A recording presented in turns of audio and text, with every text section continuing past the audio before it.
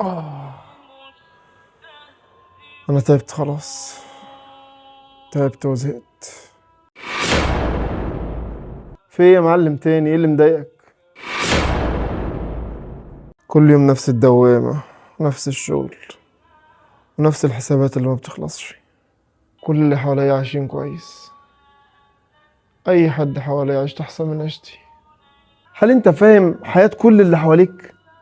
شايف التفاصيل اللي جوه، الحاجات اللي مخبيينها عنك؟ أيوة فاهم.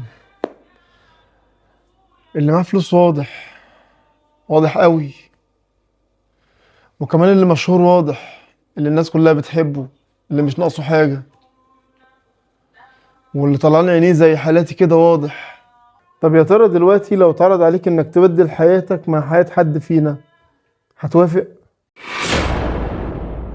طب يا ريت ده يحصل. تقدر تقول لي كده الفلوس اللي معاك ديت ايه مشاكلك؟ ايه اللي ممكن يقابلك في حياتك كله كده وما تحلوش؟ انا متأكد ان حياتك اريح من حياتي.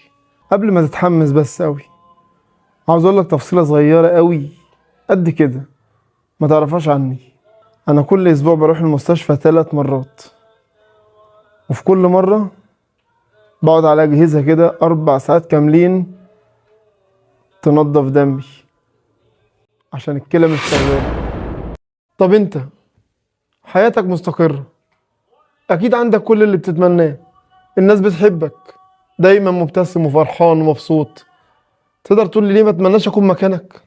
انا متجوز بقالي 12 سنة، عمري ما سمعت كلمة بابا. يعني كل واحد عنده ابتلاء،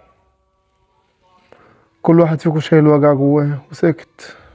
ودلوقتي هسألك سؤال بس هتجاوبني بصراحة. لو خيروك دلوقتي بين باب من ال3 ولازم تختار منهم باب، باب المرض، باب الفقر، باب الحرمان، يا ترى هتختار ايه؟ أهم يقسمون رحمة ربك نحن قسمنا بينهم معيشتهم في الحياة الدنيا.